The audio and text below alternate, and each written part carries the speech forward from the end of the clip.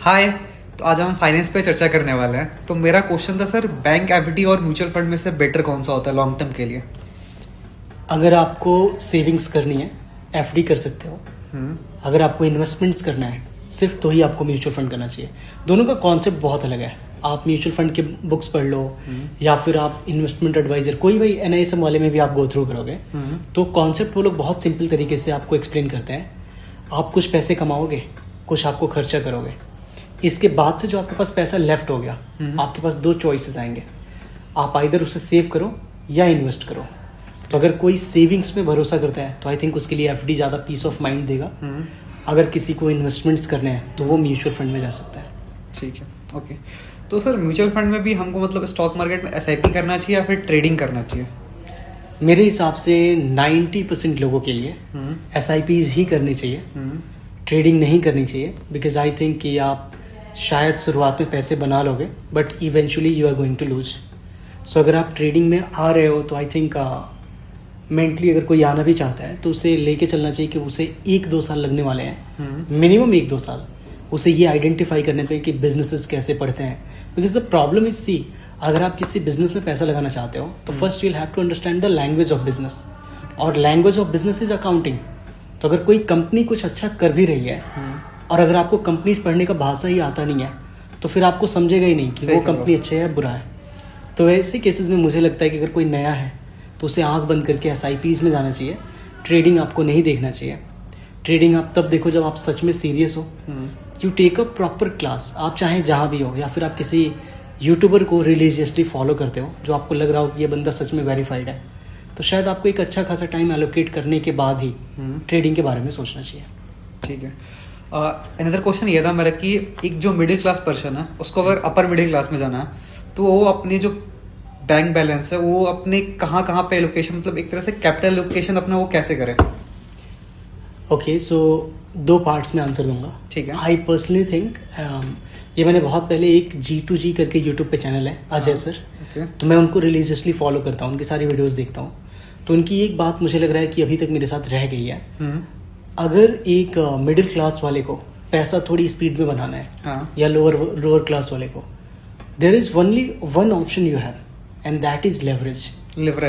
तो लेवरेज जब तक आप नहीं लोगे आप बहुत स्पीड में पैसा नहीं बना सकते। आप बिजनेसेस में भी देखोगे तो पहले वो लोग लोन लेते हैं, उसके बाद ही उनका बिजनेस एक्सेलरेट होता है।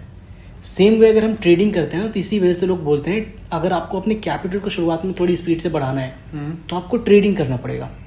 या फिर हम लोग ऑप्शंस ट्रेड करते हैं तो उसमें हम लोग बेसिकली कुछ और नहीं, हम लोग बस लेवरेज ले रहे हैं, कभी 200 गुने का, कभी 300 गुने का, कभी 10 गुने का। तो लेवरेज की वजह से ही हमारा जो कंपाउंडिंग है या फिर जो रिटर्न है वो हाई हो रहा है। तो मेरा नेक्स्ट क्वेश्चन ये था कि जो एक मिडिल क्लास पर्सन है उसको अगर अपर मिडिल क्लास में जाना है तो वो अपने जो मनी है, पैसे, इन्वेस्टमेंट है, वो कैसे कैसे डाइवर्सिफाइड करे, अपने कैपिटल का एलोकेशन वो कैसे करे ताकि वो उसके इन्वेस्टमेंट में फ्यूचर में अच्छे खासे रिटर्न मिल सके? आई थिंक डाइवर्सिफिकेशन अगर आप गवर्नमेंट के विजन के साथ जोड़ दो या फिर ऐसे सेक्टर्स के साथ जोड़ दो जहाँ पे टेलविंड्स हैं, तो I think that is the fastest way to multiply your money. आप किसी ऐसे बिजनेस में पैसा लगा रहे हो जिसको गवर्नमेंट पसंद नहीं कर रही है या फिर XYZ रीजन की वजह से आज की डेट में गवर्नमेंट का फोकस उस सेगमेंट पे नहीं है, तो उस केस में आप पैसा नहीं बना पाओगे। तो अगर मैं होता फिर से, अगर मैं शुरू से स्टार्ट करता तो शायद मैं ऐसे जगह पे ही पैसे लगाता जहाँ पे टेलविंड्स हैं, जैसे EV है, आप एनर्जी सेक्टर देखोगे, AI है, टेक है, यहाँ पे एक बहुत तगड़ा वाला टेलविंड है, सारी चीज़ें एक स्पीड में बदल रही हैं। तो शायद मैं कैपिटल का एलोकेशन एक बहुत मेजर पोर्शन इन्हीं जगह पे रखता, ना कि टेक्सटाइल वाले बिजनेसेस में या फिर FMCG में, क्योंकि वहाँ पे जो रिटर्न्स हैं वो काफ़ी मतलब एकदम कांस्टेंट वाले मिलेंगे। बट यहाँ पे आई थिंक मल्टीप्लिकेशन का चांस ज़्यादा है। ओके सर, एक लास्ट क्वेश्चन था मेरा ये कि अभी जो भी माहौल चल रहा है मार्केट में, जो daily gap up gap down हो रहा है, इस टाइम पे आप ट्रेडर को क्या बोलना चाहोगे कि वो कैसे अपनी कैपिटल को सेव कर सके? कि आप देखते हो डेली स्टूडेंट्स का कैसा रहता है। करेक्ट।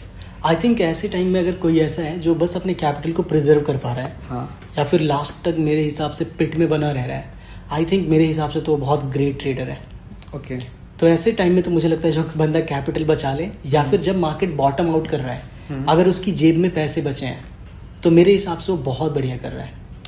और ऐसे सिचुएशन में मुझे तो लगता है पर्सनली अगर किसी को सेफ्टी से प्ले करना है तो आप मार्केट से दूर हो जाओ। जब आपको लगे कि निफ्टी 15, 18, 20, 22% गिर चुका है, उसके बाद आप आंख बंद करके जिन बिजनेसेस पे आपका कन्विक्शन बहुत अच्छा है आप उन कंपनीज में पैसे लगा सकते हो। ऐसे ही फाइनेंस के Q&A के लिए आप इस चैनल को सब्सक्राइब कर सकते हैं and do follow. To follow.